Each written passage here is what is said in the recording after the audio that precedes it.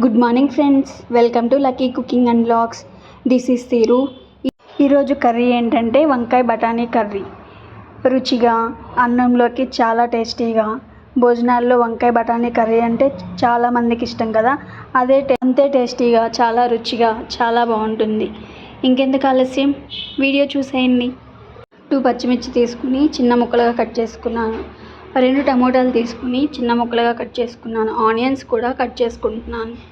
ఇవన్నీ కట్ చేసుకున్న తర్వాత స్టవ్ ఆన్ చేసుకుని ఒక గిన్నె పెట్టుకొని ఆయిల్ పోసుకోవాలి. ఆయిల్ వేడైన తర్వాత తాలింపు గింజలు, పసుపు యాడ్ చేసుకోవాలి. ఇవన్నీ వేయించుకున్న తర్వాత కరివేపాకు కూడా వేయించుకున్న తర్వాత ఆనియన్స్, పచ్చిమిర్చి, టమోటా మగ్గించుకోవాలి. ఇవన్నీ మగ్గేలోపు వంకాయని కట్ చేసుకుని ఉప్పు వాటర్లో వేసుకోవాలి.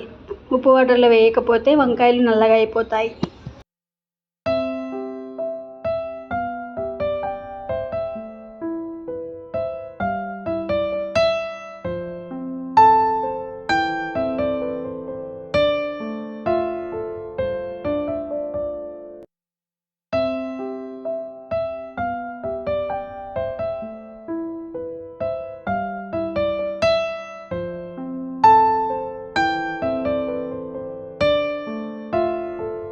ఇలా కొంచెం మగ్గిన తర్వాత అల్లం వెల్లుల్లి పేస్ట్ 1 స్పూన్, ముద్ద మసాలా చేసుకుని క్యూబ్స్ లాగా స్టోర్ చేసుకున్నా కదా, ఆ క్యూబ్ ఒకటి యాడ్ చేశాను మసాలా. దానివల్ల టేస్ట్ చాలా బాగుంటుంది. ఇలా యాడ్ చేసుకుని తిప్పుకుని మగ్గించుకోవాలి. ఇవన్నీ మగ్గించుకున్న తర్వాత వంకాయలు కూడా కట్ చేసుకున్నాం కదా, అవి కూడా యాడ్ చేసుకోవాలి. పచ్చి బఠానీని ముందుగానే నైట్ నానబెట్టుకుని లేవగానే ముందు ఉడకబెట్టుకున్నాను, కొంచెం ఉప్పు వేసుకుని. ఇలా వంకాయలు, టమోటాలు ఇవన్నీ మగ్గిన తర్వాత తగినంత ఉప్పుని యాడ్ చేసుకోవాలి. ఇలా ఉప్పు యాడ్ చేసుకున్న తర్వాత ముక్కలకి ఉప్పు పట్టేదాకా మగ్గించుకోవాలి.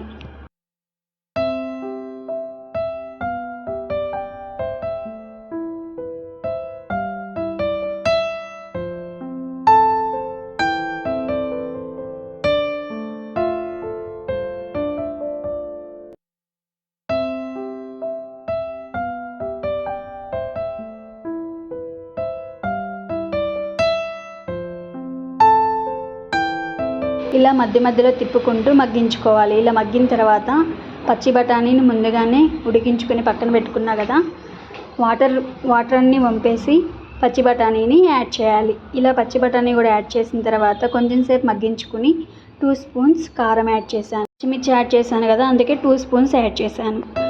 మీరు తినే మంటని బట్టి కారాన్ని యాడ్ చేసుకోండి.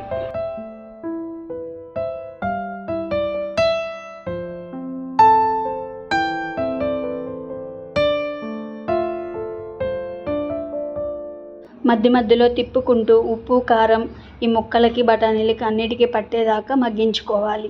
ఇలా కొంచెం మగ్గిన తర్వాత కొంచెం వాటర్ పోసుకొని ఉడికించుకోవాలి. వాటర్ పోసుకుంటే చాలా టేస్టీగా ఉంటుంది. నూనె పైకి తేలే వరకు మగ్గించుకోవాలి వాటర్ పోసుకున్న తర్వాత. మీకు ఇంకా టేస్ట్గా ఉండాలంటే కొంచెం కొబ్బరి పొడిని కూడా యాడ్ చేసుకోండి లాస్ట్లో, చాలా టేస్టీగా ఉంటుంది. ధనియాల పౌడర్ ఇవన్నీ యాడ్ చేసుకోవచ్చు, నేనైతే యాడ్ చేయలేదు. ఇలా చేసుకుంటే మనం భోజనాల్లో తింటాం కదా వంకాయ బఠానీ కర్రీ, అలానే ఉంటుంది. చాలా టేస్టీగా ఉంటుంది. ఈ కర్రీ అంటే ఇష్టం లేని వాళ్ళు కూడా చాలా ఇష్టంగా తింటారు. మీరు ఇలా వంకాయ బఠానీ కర్రీ ట్రై చేయండి.